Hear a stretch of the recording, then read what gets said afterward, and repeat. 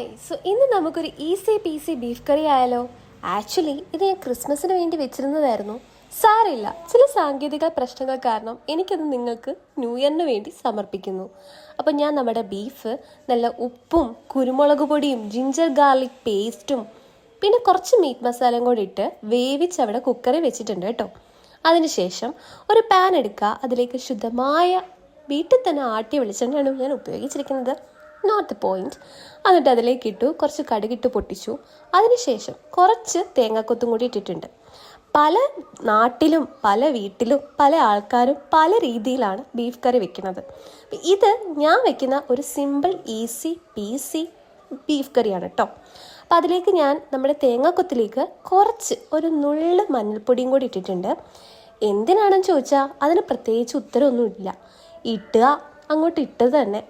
അപ്പം ഞാൻ അതും കൂടി ഇട്ടിട്ട് നല്ലതുപോലെ ഒന്ന് സോട്ട് ചെയ്യുന്നുണ്ട്. അപ്പം അതിനുശേഷം നമുക്ക് നമ്മുടെ സവോളയും പിന്നെ ഒരു പച്ചമുളകും, ഒന്നല്ല 2 പച്ചമുളകും കൂടെ സ്ലൈസ് ചെയ്തും കൂടി ഇട്ടിട്ട് ഒന്ന് സോട്ട് ചെയ്യണം.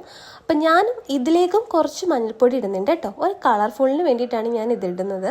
ഇടണം എന്ന് നിർബന്ധമൊന്നുമില്ല, നിങ്ങളുടെ ഇഷ്ടം പോലെ അങ്ങോട്ട് കാണിക്കാം. ഓക്കെ, അപ്പോൾ നമ്മൾ ഇതിലേക്ക് ഇട്ടിട്ട് നല്ലതുപോലെ സോട്ട് ചെയ്യുന്നുണ്ട്. നമുക്കിതും ഇനി ഒന്ന് വാടി ഒന്ന് വരണം, വഴണ്ട് വരണം. അപ്പോൾ ആ ടൈമിൽ ഞാൻ കുറച്ച് മഞ്ഞൾപ്പൊടി ഇപ്പോൾ ഇടുന്നുണ്ട് കേട്ടോ.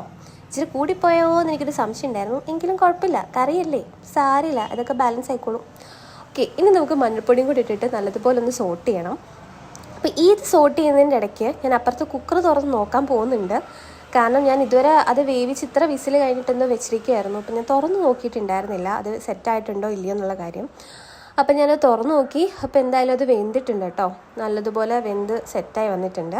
അപ്പം നമ്മുടെ സവോളയും ഇവിടെ വഴണ്ട് വന്നിട്ടുണ്ട്. ഇനി നമുക്ക് പൊടികൾ ചേർക്കാം. അപ്പം ആദ്യം തന്നെ ഞാൻ മഞ്ഞൾപ്പൊടിയും പിന്നെ നമുക്ക് മഞ്ഞൾപ്പൊടിയല്ല, മഞ്ഞൾപ്പൊടി വീട്ടിലൊരു കളിയില്ലല്ലേ, മല്ലിപ്പൊടിയും പിന്നെ കുറച്ച് നമ്മുടെ എരിവിന് ആവശ്യത്തിന് വേണ്ടിയിട്ടുള്ള മുളക് പൊടിയുമാണ് ഇവിടെ ഞാൻ ആഡ് ചെയ്തിരിക്കുന്നത്. ഇനി നമുക്ക് ഈ പൊടി ഒന്ന് ചൂടാക്കണം. ഈ സവോളയ്ക്കകത്തോട്ടാണ് കേട്ടോ ഇത് ആഡ് ചെയ്തേക്കുന്നത്.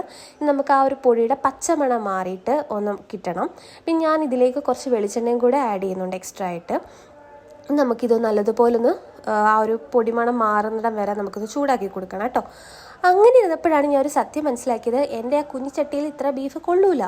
പിന്നെ ഞാൻ ചീനിച്ചട്ടി മാറ്റി, ഞാൻ ഒരു വലിയ ചീനിച്ചട്ടി എടുത്തിട്ട് വന്നിട്ടുണ്ട്. എന്നിട്ട് ഇതിലേക്ക് നമ്മൾ നേരത്തെ ചൂടാക്കി സെറ്റാക്കി വെച്ചിരിക്കുന്ന മസാല ഉണ്ടല്ലോ, അത് ഇതിലേക്ക് ആഡ് ചെയ്ത് കൊടുത്തു.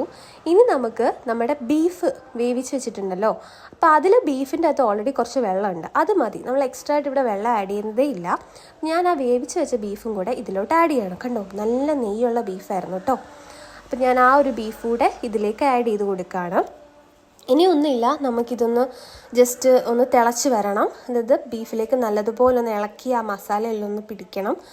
അത്രേ ഉള്ളൂ ഗായ്സ്. പിന്നെ നമ്മുടെ കുറച്ച് പൊടിക്കൈകളും കൂടെ ആഡ് ചെയ്യുന്നുണ്ട്, അത് രഹസ്യമാണ്, ഞാൻ പറഞ്ഞു തരാം കേട്ടോ.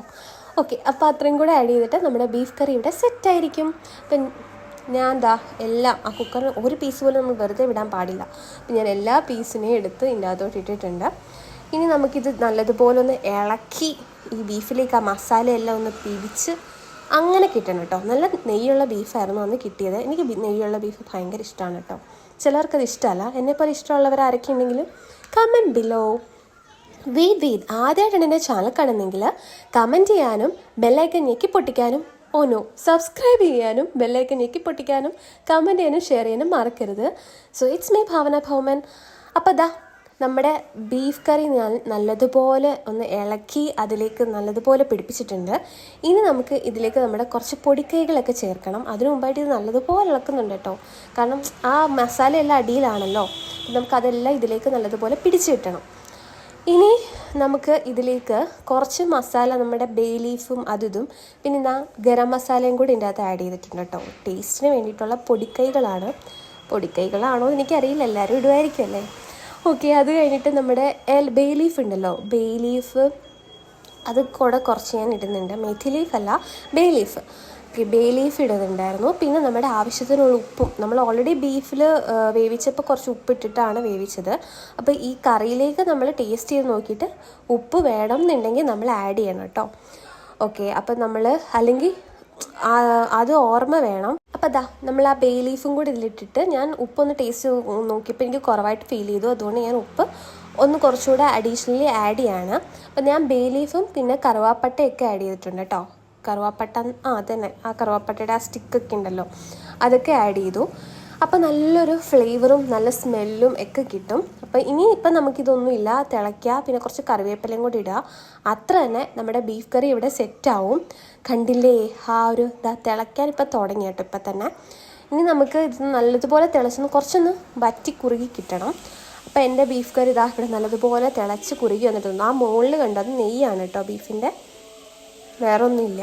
അപ്പം ഞാൻ ഇനിയിപ്പോൾ തിളച്ച് വന്നപ്പോഴത്തേക്ക് കുറച്ച് കറിവേപ്പിലയും കൂടെ ഒന്ന് വിതറി കൊടുത്തിട്ടുണ്ട്. ഇനിയിപ്പോൾ ഇത്രയേ ഉള്ളൂ, നമ്മുടെ ബീഫ് കറി ഇവിടെ സെറ്റായിട്ടുണ്ട്. ഇനി വേണ്ടവർക്ക് ഇനി കുറുക്കണമെങ്കിൽ കുറുക്കാം. എനിക്ക് കുറച്ച് കറിയായിട്ട് കിടക്കുന്നതാണ് ഇഷ്ടം, അപ്പം ഞാൻ ഇത്ര കുറുക്കിയിട്ടുള്ളൂ. അപ്പം അത്രയൊക്കെ ഉള്ളൂ. ഇപ്പം എന്തായാലും എല്ലാവരും ട്രൈ ചെയ്ത് നോക്കണം, എന്നിട്ട് കമൻറ്റ് ചെയ്യാൻ മറക്കരുത് കേട്ടോ. ഇത്രേ ഉള്ളൂ ബീഫ് കറി വെക്കാൻ. ഇത്ര സിമ്പിളാണെന്ന് നിങ്ങൾക്ക് മനസ്സിലായില്ലേ? പിന്നെ ഓരോരുത്തരുടെയും ടേസ്റ്റ് അനുസരിച്ച് നിങ്ങൾക്ക് അങ്ങോട്ടും ഇങ്ങോട്ടും ഇതിൻ്റെ ക്വാണ്ടിറ്റി ഒക്കെ മാറ്റാം കേട്ടോ. എനിക്ക് അത്രയ്ക്ക് അറിയാത്തതുകൊണ്ട് ഞാൻ മാറ്റുന്നില്ല. അപ്പോൾ അത്രേ ഉള്ളൂ. അപ്പോൾ നമുക്ക് പിന്നെ ഇന്ന് ഞങ്ങൾക്ക് ബീഫിൻ്റെ കൂടെ കപ്പ ഉണ്ടായിരുന്നു. അപ്പോൾ നല്ല ചൂട് കപ്പയും ചൂട് ബീഫോടും ഞാൻ അടിപൊളിയായിട്ട് ഫുഡ് കഴിച്ചിട്ടുണ്ട്. അപ്പോൾ നമുക്ക് നെക്സ്റ്റ് വീഡിയോ കാണാം. അതുവരെ ഓക്കെടാ, ബൈ.